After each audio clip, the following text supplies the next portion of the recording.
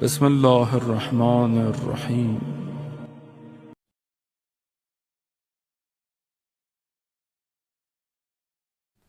بسم اللہ الرحمن الرحیم۔ انسان جب زندگی میں ٹوٹا ہوا ہو تو اسے ایک سہارے کی ضرورت ہوتی ہے۔ وہ سہارا جو اسے ہر مشکلات میں نجات دیتا ہے، وہ سہارا جو اسے اندھیروں میں روشنی دکھاتا ہے۔ اسی طرح ہر انسان کی زندگی میں کہیں نہ کہیں کچھ ایسا موڑ آ جاتا ہے جہاں زندگی ایک ایسی دیوار سے لگ جاتی ہے کہ کوئی اور راستہ نظر نہیں آتا، وہیں پر جو اس کا ہاتھ پکڑ کر اسے نکال دے۔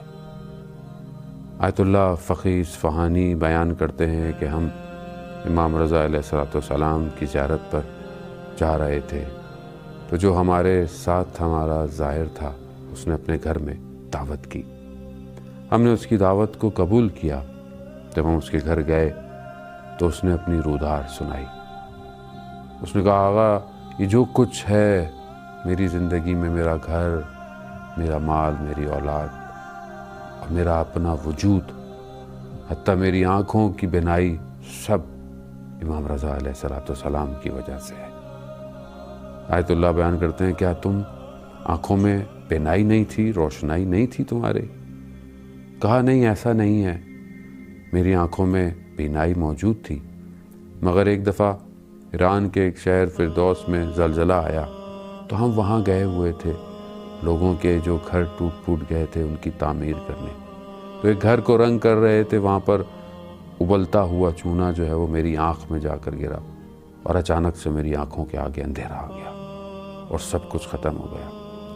بہت دکھایا ڈاکٹروں کو، طبیبوں کو، مگر ہر کسی نے کہا کہ اب یہ بینائی واپس نہیں آ سکتی۔ میں عجیب مایوس ہو گیا، میری زندگی کی ساری رنگ اور روشنائیاں ختم ہو گئیں۔ میں نے اپنے گھر والوں سے کہا کہ چلو مجھے مشہد لے چلو، اور وہ جو دلوں کا طبیب ہے اور اس ذری سے جہاں ہمیشہ شفا ملتی ہے، مجھے لے جاؤ۔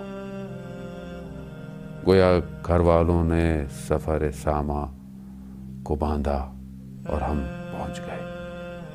وہ مجھے لے گئے اس ذریعے فولاد کے پاس کہ جو مریضوں کو شفا دیتی ہے۔ میں گیا، میں نے ذری کو پکڑ کر گریا شروع کر دیا۔ میں نے کہا، مولا میری آنکھوں میں بینائی نہیں ہے، میری آنکھیں آپ کی ذری کو دیکھ نہیں پا رہی، میری آنکھیں آپ کے حرم کو دیکھ نہیں پا رہی۔ گو کہ میں غافل رہا آپ سے، لیکن آپ نے مجھ پر ہمیشہ کرم کیا، پھر بھی میں آپ کی طرف آیا ہوں، مجھے میری آنکھوں کی روشنائی لوٹا دے۔ یہ گریا کرتے کرتے میری وہیں آنکھ لگ گئی تو میں نے خواب میں دیکھا امام رضا علیہ السلام تشریف لائے اور انہوں نے مجھے کہا کہ اٹھو، بلند ہو۔ یہ آواز جیسے ہی میرے کانوں پہ ٹکرائی تو میری آنکھ کھلی، اور میں نے کیا دیکھا کہ مجھے سب نظر آ رہا ہے، اور وہیں پر میں امام کا شکریہ ادا کیا۔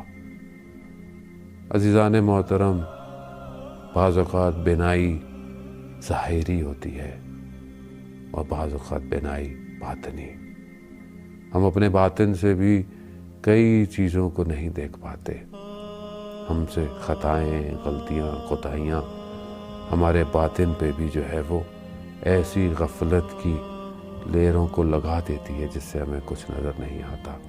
ہم زندگی کے ہدف اور مقصد کو کھو بیٹھتے ہیں۔